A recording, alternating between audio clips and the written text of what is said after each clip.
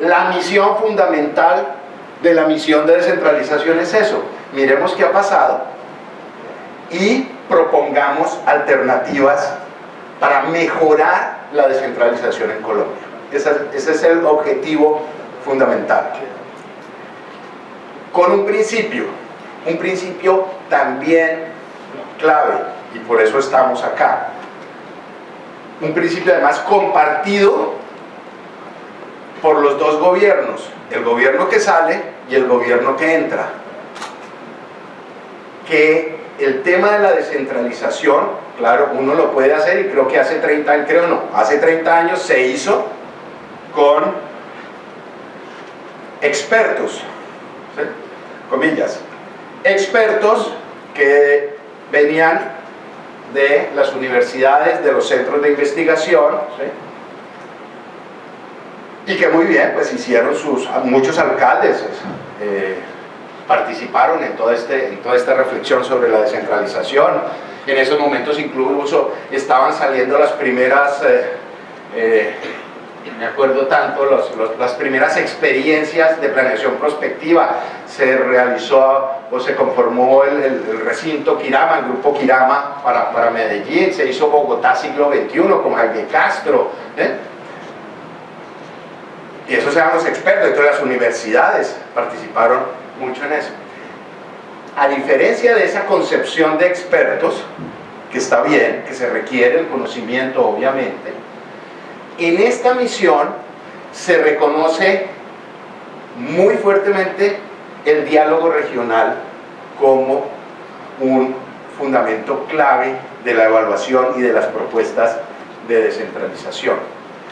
Y las personas expertas en los temas de descentralización son las personas que han vivido la descentralización, que la han sufrido, que hoy tienen una experiencia acumulada, bien porque pertenecen a la sociedad civil, bien porque han estado en administraciones locales o departamentales, o bien porque han estado en funciones nacionales con,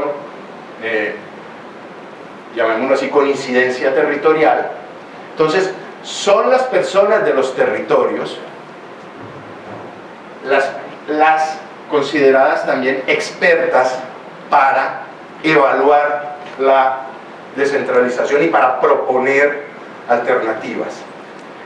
Ese principio fundamental es un principio, como les digo, compartido por el gobierno saliente, que dejó en el plan de desarrollo la misión como una estrategia de evaluación y de modificación y de perfeccionamiento de la descentralización, y es un principio fundamental del gobierno entrante, que creo que todos hemos escuchado, que se quieren hacer reformas, cambios, para que los territorios tengan mayor gobernanza, ¿cierto?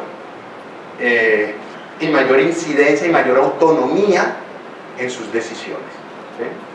Pues yo le comento un poco como mi experiencia. Yo llegué a la alcaldía de Montería en el año 2014 como jefe de control interno, y ya en el 2020 pasé a ser secretaria de Hacienda. Realmente me parece muy importante el tema de la descentralización, porque es cierto que nosotros en este momento nos regimos bajo unas reglas desde el centro del país, en donde muchas veces no es como lo que nosotros podemos hacer, o nos piden unas cosas que nosotros no tenemos la capacidad de cómo contestarlas, y son mil temas al tiempo. Y realmente cuando yo hago el análisis, yo miro hacia adentro de cómo es Montería. Montería es un municipio de primera categoría desde el año 2019, ¿sí? Nosotros tenemos un presupuesto anual de 1 billón de pesos, de los cuales a la fecha de hoy de los ICLD son 100.000, que tenemos que sí o sí cumplirlo, porque además subió el salario mínimo, ¿sí? Entonces estamos en el límite, y tenemos una planta de 89 personas de planta del nivel central, y tenemos 550 OPS. Entonces, para nosotros primero poder aceptar el reto de la descentralización, nosotros tenemos que tener una planta que nos permita a través del tiempo poder mantener y poder ir creciendo en conocimiento, porque es que si no lo que hagamos ahora, cuando se acaba el periodo no tenemos nada y arrancamos de cero, que es lo que uno ve, o sea, la continuidad, que es lo que uno ve entre una administración y otra. O sea, si no son administraciones amigas, salen las 500 y pico OPS, vuelven y llegan las nuevas y arrancamos de cero otra vez. Entonces, para mí ese es el primer reto. O sea, nosotros este año, perdón, el año pasado se hizo el concurso de los 89, habían unos 37 que eran profesionales de carrera y arrancaron 47 que acaban de llegar ahora en este momento, que se acaban de ganar el concurso. O sea, nosotros estamos empezando a coger todo ese equipo, a unificarlo, a amarrarlo, a enseñarle a que todos miremos de la misma manera, y la idea es que cuando llegue un nuevo alcalde pues tenga su equipo y sea más fácil para él remar y que todos rememos para el mismo lado, porque es que si uno, un ejemplo, Secretaría de Infraestructura de planta está un profesional especializado, la secretaria y el secretario, creo que son 3, ¿sí? Yo creo que el equipo que más está formado es el mío, que es el de Hacienda, que tengo mis coordinadores, ¿sí? Pero de resto es muy complejo llegar uno y nivelar a todo el mundo para remar con las reglas que vienen de un gobierno central, ¿sí?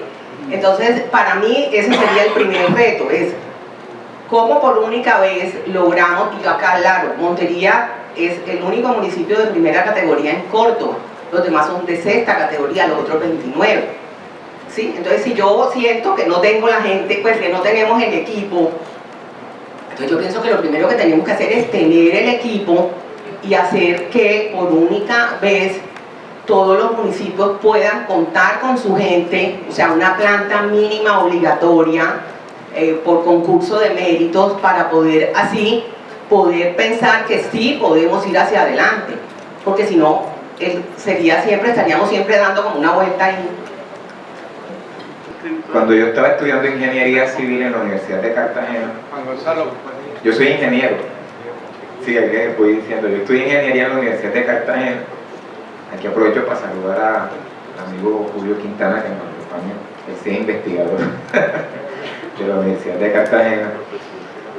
Y nosotros estuvimos aquí cuando se hacían unos foros del Caribe colombiano, recuerdo, y se crearon los consejos regionales de planificación.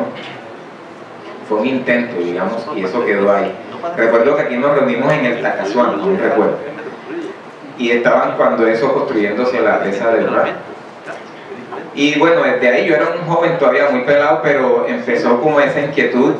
Yo recuerdo ahí varios ponentes, estaba creo que Amílcar Acosta, Cecilia López Montaño, y una serie de personas que no tanto desde lo político, sino muy académicamente. Eduardo Verano de la Rosa, creo que en ese tiempo era como ministro de Medio Ambiente.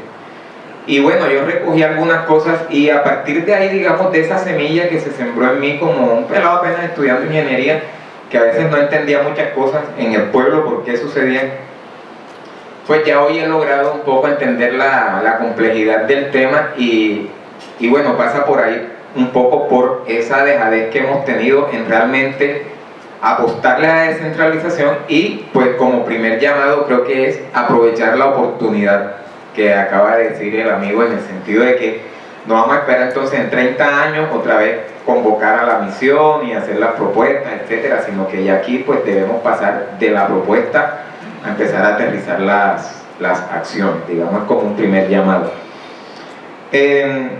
La propuesta, digamos, que yo hice en una aplicación va muy ligada a lo que expuso Damiano y el compañero, su nombre, que usted es de una alcaldía. A ver, es sobre la parte presupuestal, o sea, cómo... Discúlpame, una moción de procedimiento. Ahorita te doy la palabra para que lo que estás conversando con Daniel lo hagamos público, porque me parece muy importante Sí, cómo desde la parte financiera se nos había hablado de 3 líneas, una de ellas la parte fiscal, pues iba con lo administrativo, que también es otra línea donde yo estoy apuntando. Nos hemos dado cuenta de cómo se recarga al territorio de funciones, de competencias, responsabilidades, obligaciones para cumplir una serie de normas desde el centro. Desde el centro no solamente geográfico, sino más que todo político del país. Y no se le da los recursos al territorio, solamente se le dice: usted tiene que hacer esto, haga esto, su función es esta, ahora tiene que cumplir con esto. Se le colocan una serie de controles, incluso también rigurosos desde el centro, como la Contraloría, etcétera. Entonces vemos los alcaldes enredados y los gobernadores, etcétera, como lo explicó aquí la alcaldesa, también fue clara, se vuelven un 8 y luego salen los alcaldes entonces investigados, etcétera. A veces no tanto por la mala intención, sino que a veces los alcaldes y gobernadores, en su buena fe de lograr algunos objetivos en los territorios, entonces acuden a unas artimañas y resulta que salen perjudicados en su individualidad como personas. Y luego a veces se señalan a los alcaldes cuando realmente uno mira que es toda una patraña y una maraña de normas, etcétera, que nos tienen, digamos, subordinados aún al nivel central. Entonces desde ahí pues la propuesta es precisamente que se deben reestructurar muchas de las entidades del orden nacional, obviamente pues con los mecanismos jurídicos constitucionales que ameriten y legales. A partir de ahí entonces permear todos los mecanismos de financiación, como estos sistemas. Yo los coloqué de ejemplo: el sistema general de regalías, que aunque hubo una nueva regla fiscal y yo recuerdo por allá como hace unos 10 o 12 años que se empezó a implementar y se reunieron muchos gobernadores, asambleas, y un supuesto cambio en la distribución de las regalías, pero que realmente con los OCAT entendemos que lo que se ha hecho es como maquillar un poco, como yo desde Bogotá digo que es lo que hay que hacer. Y el sistema general de participaciones, que también es otra forma de recargar los territorios. Más bien se vuelven, los alcaldes y gobernadores se vuelven en unos tesoreros, o sea, hacer los mandados y ni el vuelto les puede quedar. Entonces yo sí creo que por ahí debe pasar todo el proceso de descentralización, y eso sí muy rápido, porque tampoco nos podemos demorar 50 años implementando la descentralización. Desde mi carrera de pregrado de Derecho estoy escuchando de la descentralización administrativa, financiera, y eso es solo filosofía, realmente, porque si vamos a los territorios nunca se ha aplicado. Y hay una gran crítica que siempre hacen pues, en el interior del país, hablan de la corrupción, hablan de mil cosas y siempre la costa. Pero la realidad es que la principal fuente de corrupción es la manera hoy como están manejando esa supuesta descentralización. Nosotros hoy tenemos compitiendo alcalde, y ahí sí me articulo mucho con lo que dice don Alfredo Dorado. No podemos poner a competir un alcalde de sexta categoría con un alcalde capital en gestión de recursos. Si de verdad se hiciera una planificación real de acuerdo a cada ministerio y se asignaran los recursos para cada municipio o departamento entendiendo la vocación, y no ponerlos como kamikazes a decir vamos a abrir una convocatoria donde hay tantos recursos para todo el país. ¿Qué sucede eso? Eso genera una corrupción mayor, porque ¿qué va a hacer ese alcalde? Buscar cómo políticamente accede a esos recursos para poder llevar una gestión a su municipio. Y ahí comienza la base, porque también ¿cómo se viabilizan los proyectos? Tienen que ir al ministerio. Ahí viene otra vez la centralización. Entonces van esos pobres secretarios acompañados de su alcalde, que de pronto no tiene un equipo técnico idóneo, a pelear, a discutir, y ahí también vienen los viabilizadores del proyecto, y ahí empieza una vez la cadena de corrupción, que después dice que viene de la costa. Es de todos. Este es el sistema que hoy opera en este país, y eso es lo que hay que combatir. Entonces yo creo que hay que hacer una reestructuración real, entendiendo hoy que yo creo que el país demostró que quiere un cambio estructural, y esperemos que eso suceda. Pero la mejor manera de acabar la corrupción es acabar esa competencia. No podemos poner a los municipios y a los departamentos a competir por los recursos de la nación, porque ahí se va a venir y se va a desencadenar una corrupción como la que hemos vivido. Entonces, la principal fuente de corrupción, y eso fue lo que yo expuse, pues, es la manera de acabar la tramitología para poder acceder a los recursos de los municipios. Cada ministerio tiene claro las subregiones del país. Cada ministerio o cada ministro sabe los recursos que cuenta en su cartera. Tienen que entender la realidad de cada municipio o de cada departamento, y con eso se hallan unas partidas dirigidas a cada departamento, a cada municipio, y ahí se acaba también que el alcalde va a saber con qué va a contar, los municipios saben con qué van a contar, y la agenda va a ser una misma. Hoy la agenda es la de cada quien, la de cada municipio por acceder a esa carnicería de recursos en el país. Este es un punto y un eje, en mi opinión, fundamental en la propuesta de desarrollo del país. Tal vez, retomando las palabras del honorable diputado, es claro que ha sido un planteamiento desde hace muchos años, desde la Constitución del 91 que encontramos en el preámbulo, pero que cada año encontramos, contrario a ello, muchas prácticas que realmente nos alejan de ese mandato constitucional. Y la primera de ellas, y creería que definitivamente es el reto más importante para apuntar a la efectiva descentralización, es tener los mecanismos que permitan, en primer lugar, generar claridad en las competencias que tienen los territorios. Eso es algo que se ha señalado desde distintos puntos de vista, y realmente es absolutamente necesario, y creo que es el momento y es un reto de la misión.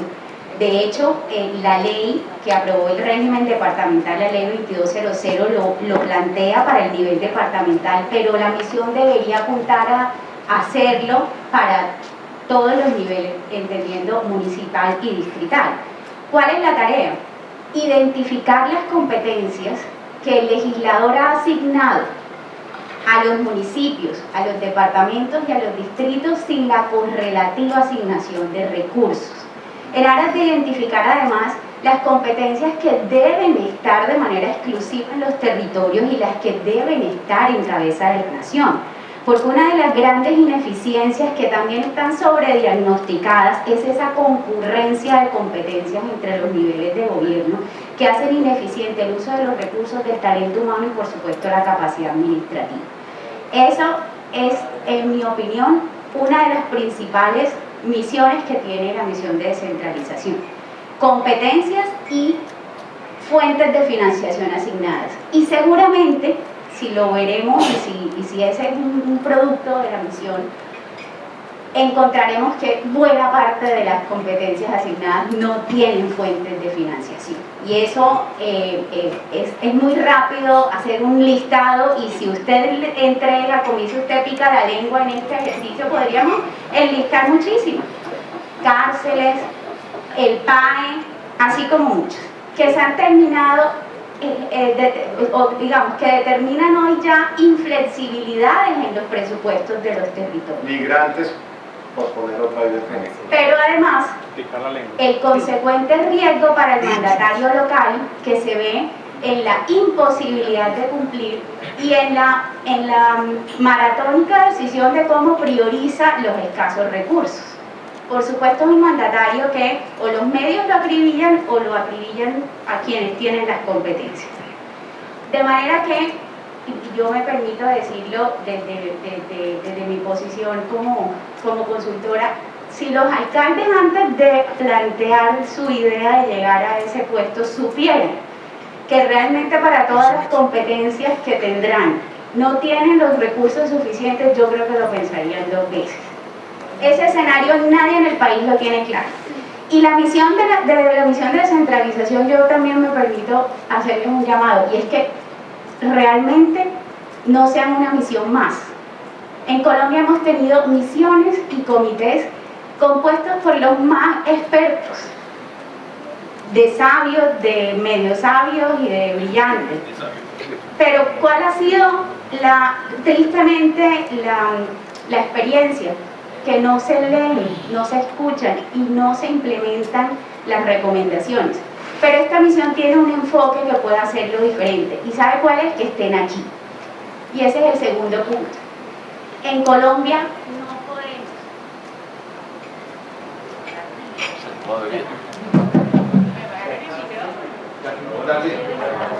No, esto no es como el Congreso. No puede pasar esa vaina. Y yo no soy Roy. Así esté grapadito, no soy Roy, no nada, para nada. No lo voy a tomar supuesto. Pero realmente en el país, un segundo punto de principio de reflexión.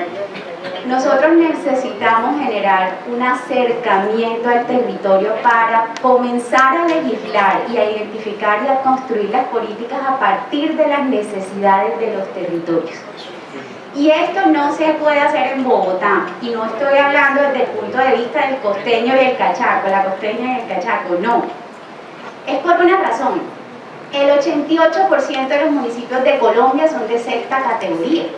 Por esa razón nosotros no podemos formular políticas que sean aplicables a municipios de categoría primero o especial que no representan más del 2% del país. ¿Qué pasa con eso? Pues se convierten en políticas inaplicables y usted lo puede inmediatamente incluir en el mapa de riesgo de todas las entidades territoriales porque nadie se lo va a cumplir. Y ahí quisiera hacer énfasis en 3 puntos que me permito presentarlos como propuestas. El primero, fuentes de financiación. Le escuché, excúsame porque estaba entrando y saliendo, pero una persona dijo algo muy importante. Los recursos del SGP, así como los del sistema en general, no solo los de agua potable, son absolutamente inflexibles.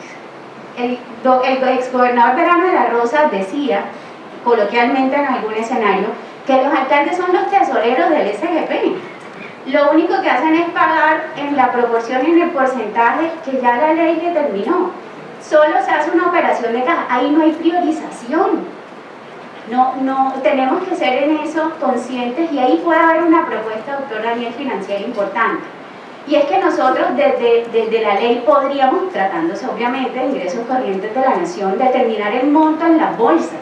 Pero ¿por qué llevar hasta el detalle y atomizar el uso del recurso con inflexibilidades tan precisas que lo que hacen es que para el pobre jefe de presupuesto sea todo un reto conocer cada uno de los porcentajes?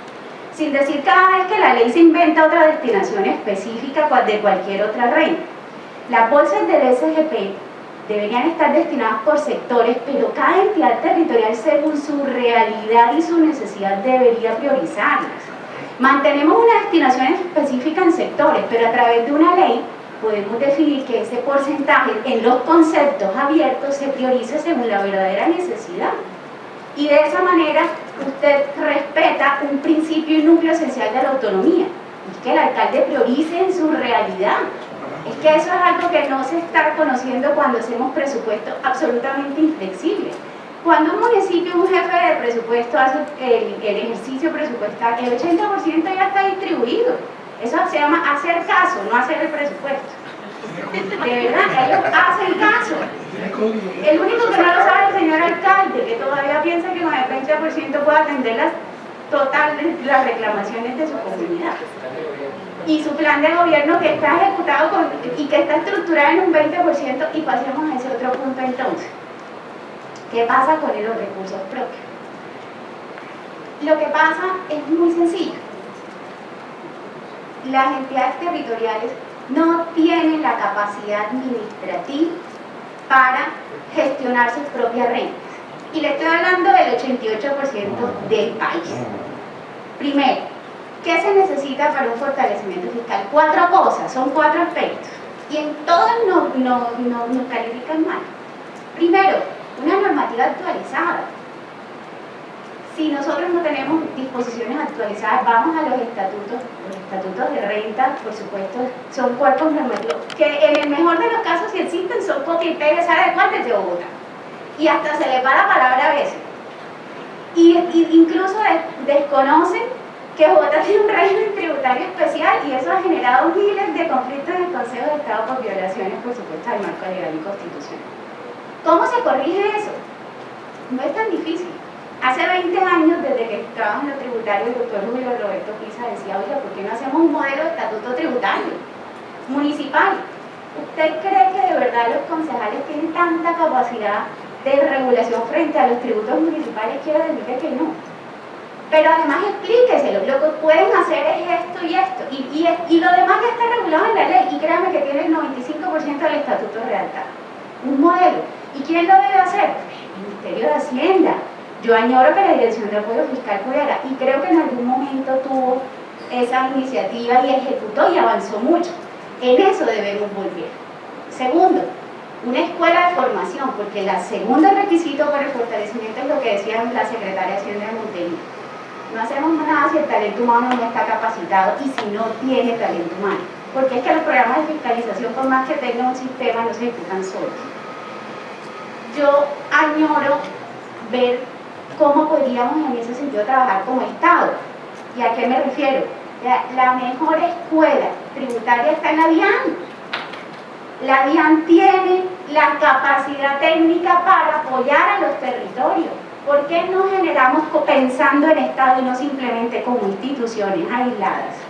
Que la DIAN con la ESAP, que es la llamada a hacerlo, genere un plan de fiscalización real a partir de las necesidades y lo que debe conocer el funcionario de la entidad territorial. La propuesta es una escuela de formación que la ESAP ejecute, pero que tenga coordinación con la DIAN, que tiene el personal capacitado. Se lo estoy dejando hasta barato, ya las dos entidades existen, tienen el secretario administrativo y la gente que sabe del tema.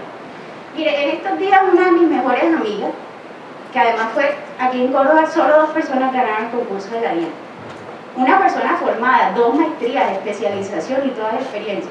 Lleva 6 meses en capacitaciones para entrar a la DIAN. 6 meses, y le estoy hablando de una persona especialista, con 2 maestrías, 10 años de experiencia en tributario.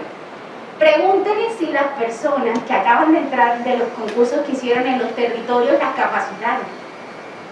¿Cuántas capacitaciones recibieron para llegar a los cargos? No sé si aquí hay alguno. ¿Cuántas capacitaciones recibió usted? Ninguna. ¿Sabe cuántos meses han capacitado a esta persona para entrar a la DIAN? 6 meses. Mire, antes del concurso, durante y después, ya eso está montado, ya sabemos cuál es el camino. Ese es lo segundo. Capacidad instalada. No hacemos nada si no formamos el talento humano. Y no hacemos nada si no lo tenemos, y ese es el tercer punto. Reestructurar las administraciones. Nosotros no podemos pretender que el tesorero pague, el tesorero cobre, el tesorero haga los programas de fiscalización y además el tesorero vaya a todos los comités y a las reuniones que le citan. Pues el tesorero se limita a pagar. Entonces, ¿qué pasa? Que las entidades territoriales se limitan a recibir lo que voluntariamente el contribuyente paga. No hay gestión fiscal. Y si la hay, aquel que tiene el privilegio, entiéndase recursos para buscar un asesor, durante el tiempo en que está el asesor ejecuta el proceso. Pero resulta que esos procesos tienen unas etapas y tienen términos perentorios. Tristemente usted va a un territorio, y esa es la realidad del país, hasta donde llegó el asesor, llegó el proceso. Caduca la competencia de la administración para continuar, términos de prescripción que operan, ¿y cuál es la consecuencia? No hay un mejor recaudo. Y esa es la realidad. Tercer punto, primero, normas. Segundo, capacidad instalada, talento humano, reestructuración administrativa, pero sin un sistema de información tampoco. En Córdoba, y lo señalo con nombre propio, la posibilidad de hacer un sistema de información es muy limitada. Y todo porque es un problema circular, porque no tienen los recursos necesarios para acceder a un sistema de información robusto que le ofrezca los servicios que además hoy, incoherentemente, la ley exige. Porque vamos al decreto 088 del 2022, el decreto 2106 del 2019, y le están exigiendo a los municipios botón de pago electrónico, generación de declaraciones. Mire, a lo sumo de los municipios tienen un sistema que les liquida el predial, a lo sumo. En el mejor de los casos que recaudan con un código de barra, pero créanme que eso no es ni el 30% de los territorios. No podemos seguir legislando de manera aislada. Propuesta frente a eso.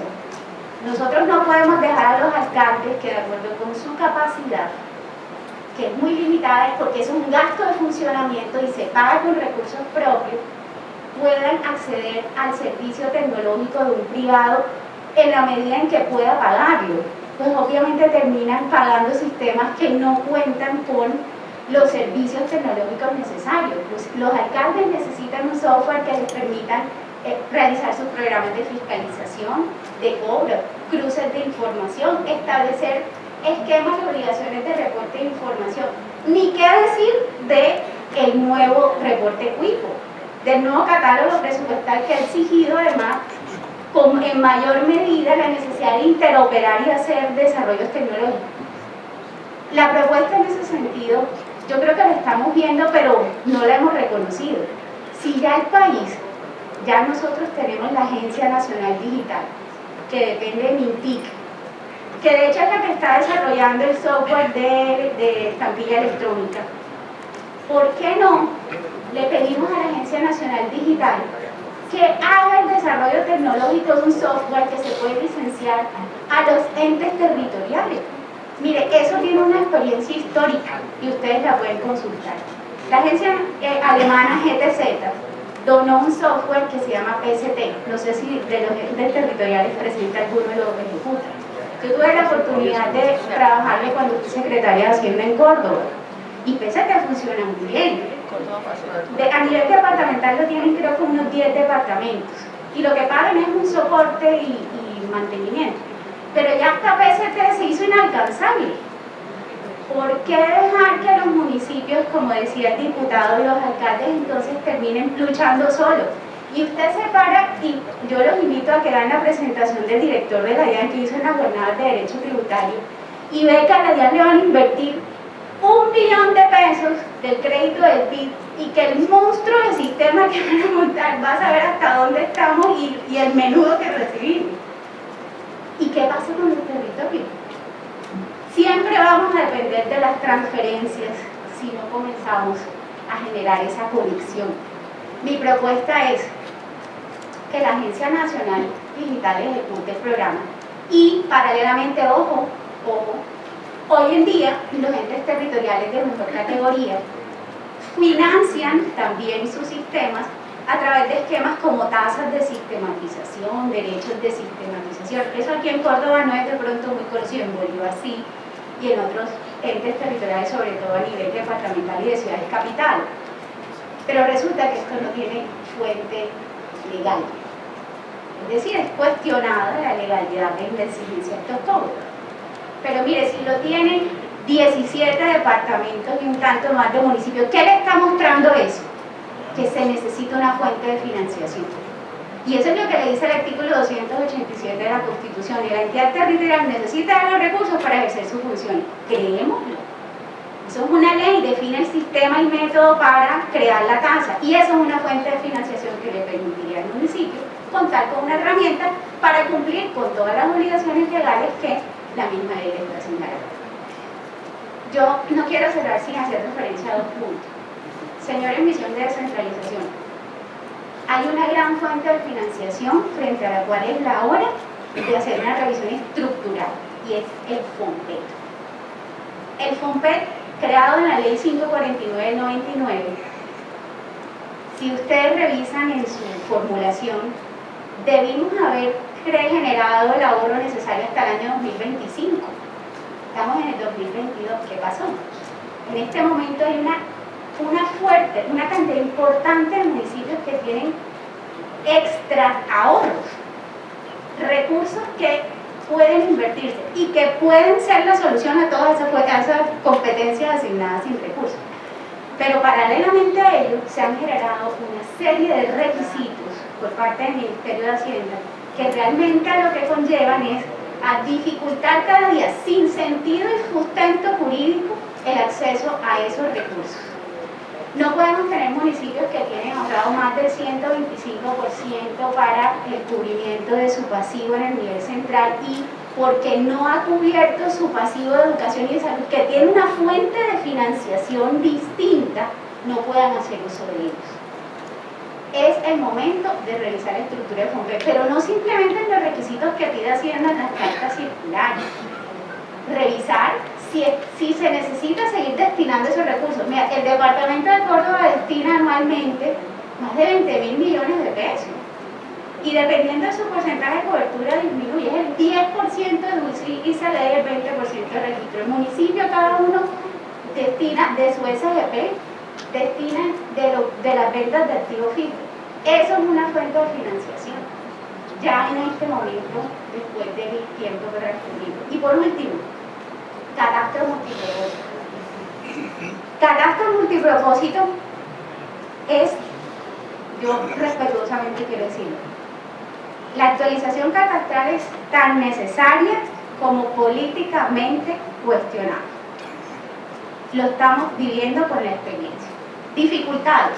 Primero, ante el rezago del país. Por supuesto, primero, los costos son muy altos, los costos de la actualización. En Córdoba tenemos municipios con más de 20 años de desactualización catastral. En un caso particular, un funcionario del IGAR me decía, es que esto es casi volver a hacer la formación, que esto no es una actualización. 26 años después, está haciendo una formación, no una actualización catastral. ¿Cuánto le cuesta a esos municipios de esta categoría? Doctor, le cuesta el presupuesto de 2 o 3 años. ¿Cómo lo va a hacer un alcalde? Primero, alto costo. ¿Cómo se soluciona? Ustedes lo saben. Fuentes exógenas de financiación. Ya sabemos que hay, a través del BID se destinaron, pero debieron destinarse a los territorios. A través del Fondo de Colombia en Paz se está apoyando a los municipios PDF, válido. Pero miren la situación, la diferencia que vamos a tener, y le estoy hablando de Córdoba. ¿Cuántos municipios van a poner a actualizar los 5 PDF? Ni siquiera el municipio ha podido, aquí está la Secretaría de Hacienda. El alto costo de la actualización pone a los alcaldes en jaque en el punto de decir, ¿qué hago? ¿Actualizo o ejecuto otros proyectos de inversión? Es sin duda necesario y lo quiero defender porque es una fuente sin duda necesaria para mejorar las bases y el recaudo, pero tiene unos riesgos y dificultades que deben visualizar si la misión está llamada a ser. Segundo, como el rezago es tan alto, no se están teniendo en cuenta los tiempos que demanda esa actualización. ¿Y por qué el tema del tiempo es relevante? Porque es que un alcalde toma la decisión de actualizar, si lo financia con sus rentas propias o si se endeuda, que es otra posibilidad que tiene. ¿Qué espera el alcalde? Pues que al año fiscal siguiente ya tenga el retorno. Difícilmente lo va a lograr. ¿Por qué? Por muchos factores. Uno, por el nivel de rezago, es muy difícil cumplir. Segundo, las dificultades que ya están teniendo las autoridades catastrales y los gestores catastrales para tener el talento humano suficiente y cumplir con los tiempos. Es que yo no sé si ustedes tienen, y seguramente lo conocerán los ingenieros catastrales, ahí en Colombia es solo una universidad. Ahora con todas estas modificaciones ya ampliaron el número de programas, pero es todo un reto encontrar estos astronautas. En este momento es una carrera totalmente importante. Tercero, además de esto, es claro que ante el gran rezago, la población está prevenida. ¿Por qué? Por el incremento en el impuesto predial. Y esto no lo estoy diciendo políticamente porque además yo no me considero en un discurso político. Estoy simplemente relatando lo que he visto, que pasó en Bucaramanga, en Villavicencio, en Soacha, y qué va a pasar en cualquier municipio que tenga un rezago de más de 10 años, que está todavía debajo del promedio del país. ¿Qué pasa con eso? Ojo, señores, misión de descentralización. Sí hay unos límites al incremento del predial, pero ante un rezago como el que existe, ¿usted sabe cuál es el límite en el incremento del impuesto? No puede superar más del 100%. O sea que el mínimo le va a subir el doble. Pero si usted está tratando de un municipio que tiene un rezago de 26 años, el avalúo no le va a subir el doble, le va a subir, y ha pasado más del 1000%, hay registro. Entonces, ¿qué pasa? El límite legal de la ley 44 del 90 todavía resulta muy alto. ¿Quién queda en el problema? El alcalde y el secretario de Hacienda, por supuesto. ¿Qué están haciendo los alcaldes? Inventándose esquemas que lo que están haciendo es generándoles riesgo, poniéndoles descuentos por pronto pago, o sea, disminuyendo el valor a pagar a través de esquemas como estos, porque el límite legal es muy alto aún y no atiende a la realidad del país. Esa es una situación que normativamente debe evaluarse. Y mi sugerencia es, dejen que el Consejo Municipal sea el que establezca el límite, porque es que cada caso es diferente. Autorícelo a establecer un límite, pero que sea el Consejo, según la realidad y el resultado de su actualización, quien defina de qué manera va a incrementar de forma progresiva, pero atendiendo, por supuesto, al resultado de la actualización. Eso es una modificación legal de la ley 44. No. Ojo, porque podrían decirle, la ley 2199 la corrigió. No, señor, no lo corrigió. Y además es una ley que tiene vigencia hasta el 2025. Gran reto. Y el último es que si ese catastro multipropósito, el objetivo del municipio es convertirse en gestor catastral, no podemos incurrir en la misma práctica que estamos observando y que les he planteado con la gestión tributaria y fiscal en general. Para que el municipio se convierta en gestor y una vez haga la actualización catastral, debe ser requisito que el municipio fortalezca su equipo y su estructura administrativa. De lo contrario, lo que vamos a hacer es que vamos a generar una actualización que se va a desactualizar con el tiempo, porque usted va a dejar condicionado al señor del municipio que siempre tenga un contratista externo que haga el trabajo. Para que sea gestor catastral, debe regularse que quede la capacidad instalada en el municipio. De lo contrario, el problema que vamos a tener en un par de años, si nos volvemos a ver, es que se actualizaron los catastros y no volvió a ejecutarse una conservación dinámica y no quedó capacidad instalada en el municipio y nadie tiene ni idea de cómo maneja la información. Eso debe ir de la mano de la política definida para tal fin, límites y capacidad instalada. Yo quiero que hagamos una reflexión sobre lo que el gobierno,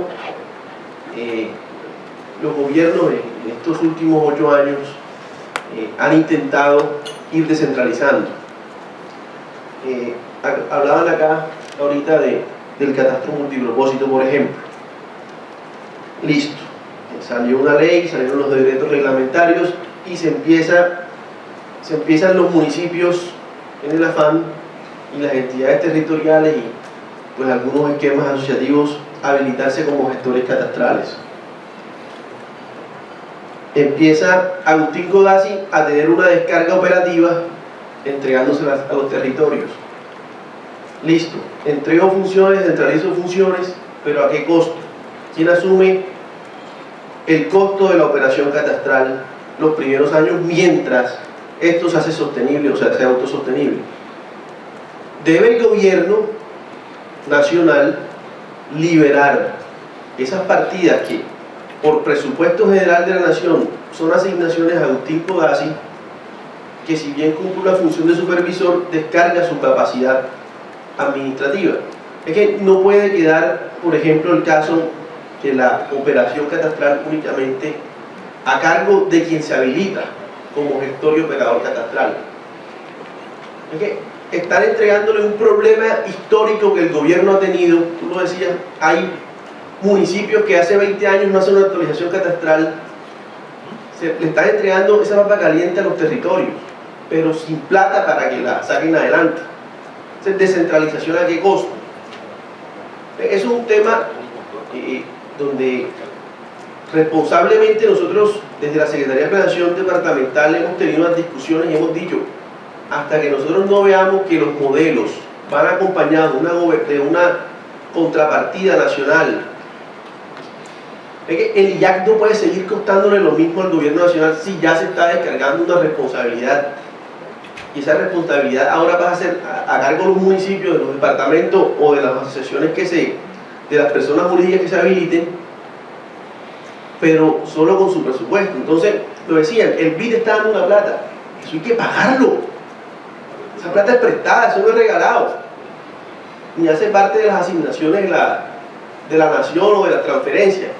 Entonces cogen los municipios, los departamentos, endeudan sus recursos de libre destinación para hacer unas actualizaciones catastrales y quedan también con los topes que no pueden, que no empieza a generarse un retorno en esa plata que se presta para hacer esos. Y eso quedó inclusive escrito en el libro blanco de las recomendaciones que le hizo que le hace la Federación Nacional de Departamentos al próximo gobierno. Estos esquemas podrían ser sostenibles en 8 años de operación si sus retornos o si se cumplen los modelos financieros. Mientras tanto tienen que operar subsidiados. Es que tienen que tener ingenieros catastrales, tienes que tener expertos en sistemas de información geográfica, hasta pilotos de dron tienes que tener para que operen un gestor catastral de una forma. Y resulta que esos perfiles, quien los tiene una aspiración salarial que no es homologable ni siquiera con las tablas salariales que tienen los entes territoriales. Unos astronautas. Segundo punto o intento de centralización, sistema general de regalías. Crean las regalías, crean los OCATs, se reforma el sistema general de regalías, se eliminan algunos OCATs, quedan otros OCATs. Logra una viabilidad técnica en la nación. Casi que tiene que volverse uno otro astronauta o hacer un curso de astronauta para lograr una viabilidad técnica en la nación. Entonces son intentos de centralización a medias. Ahora, antes el sistema general de regalías tenía el 2% de los recursos del sistema para el fortalecimiento de las secretarías técnicas municipales. Secretario, ¿cuánto tiene usted hoy? ¿Quién tiene un pesito de regalía para fortalecimiento de la secretaría técnica?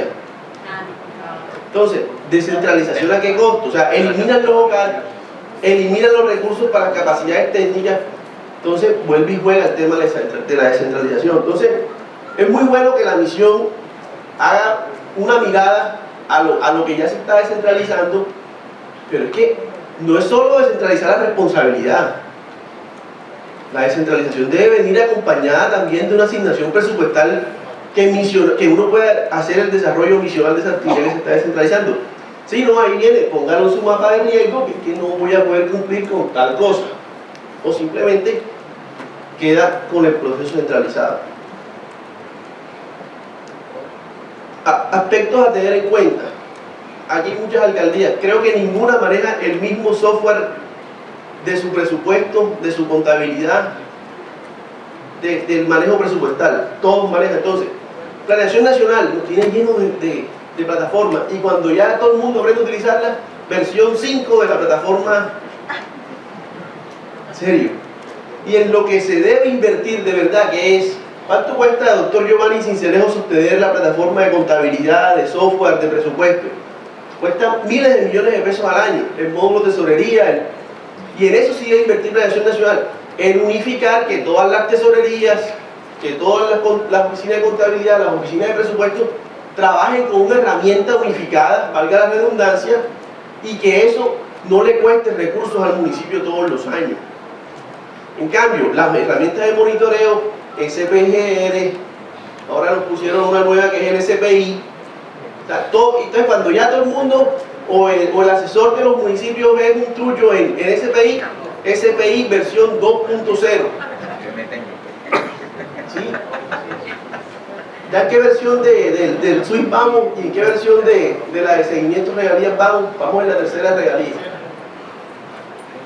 Y ahora tenemos que conseguir un astronauta que maneje la programación en tiempo real para la nueva programación de regalías. Entonces, es importante que también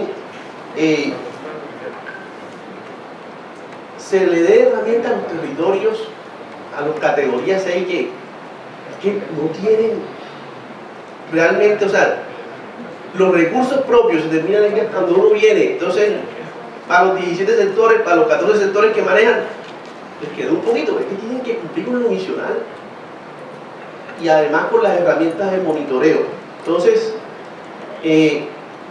yo quería hacer la reflexión de la descentralización en los aspectos de regalías de catastro multipropósito. Y un tema que nos atañe a los departamentos, las regiones administrativas de planificación, las RAP, que es un ejercicio.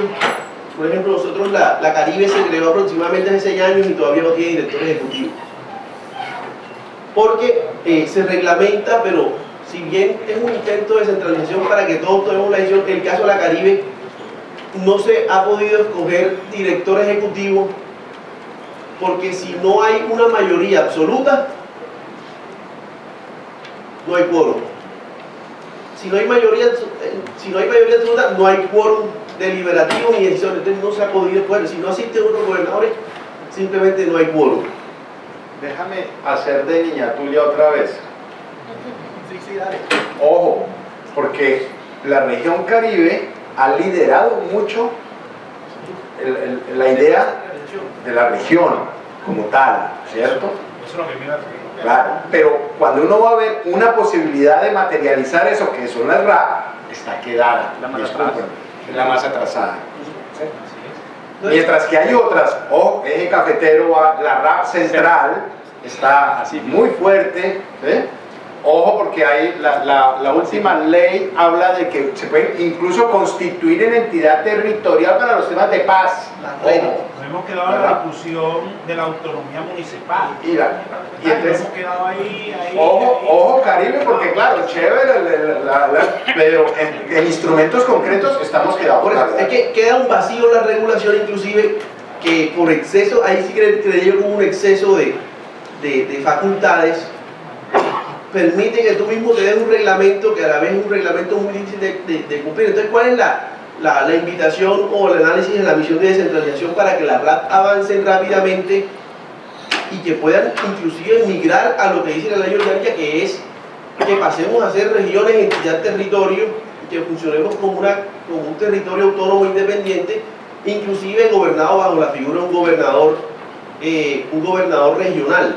Entonces, nosotros hasta este año con la RAP Caribe logramos reformar los estatutos, hacer una mayoría como la logramos finalmente, se modifican los estatutos, pero sí va a haber un marco que regule la RAP y un marco que empiece ya a esbozar lo que son las redes, que es lo que está llamado a que la RAP madura y se convierte en regiones, entidad, territorio. Pero tú hablabas del tema de, por ejemplo, de la RAP central, de la RAPE. Claro, uno de los socios de la RAPE es Bogotá. Bogotá tiene billones de pesos en ingresos propios. Ahora vámonos a los departamentos del Caribe, y es otro tema que también se da como una recomendación de descentralización en el libro blanco de la Federación de Departamentos, que fue un tema que discutimos en el pleno de la Federación. Descentralización, nuevamente, ¿a qué costo? ¿Con qué se financian las RAP? Con los aportes que hacen cada uno de sus socios. Pero la nación, en el objetivo de la descentralización, nunca aporta recursos para que las RAP operen, como deben operar. Que las RAP no simplemente tener un director ejecutivo y un equipo directivo, sino que estén velando por el ordenamiento regional de la región. Entonces, recomendaciones o la reflexión general que se hace es: los intentos de descentralización o las iniciativas de descentralización que han ocurrido no van acompañadas de las partidas presupuestales que la nación libera para que éstas sean asumidas por los territorios, y seguimos con la misma renta. Se siguen creando impuestos. Mire, por ejemplo, ahora se van a crear unos impuestos a las bebidas azucaradas, se van a crear otros impuestos nuevos. Esos impuestos siempre quedan nacionalizados. Los impuestos territoriales siguen siendo los mismos. Entonces, toca crear tasas, contribuciones que a veces son demandadas, pues son inconstitucionales, pero digamos, las contribuciones que se crean o las últimas que se crearon en la nación, todas quedan siendo nacionalizadas para apalancar el PGN y no los presupuestos territoriales. Entonces, es un tema también importante que se deje como recomendación esta misión de descentralización, y es cómo esas contribuciones nacionales que, digamos, estamos apalancando desde los territorios, también apalancan las iniciativas de descentralización.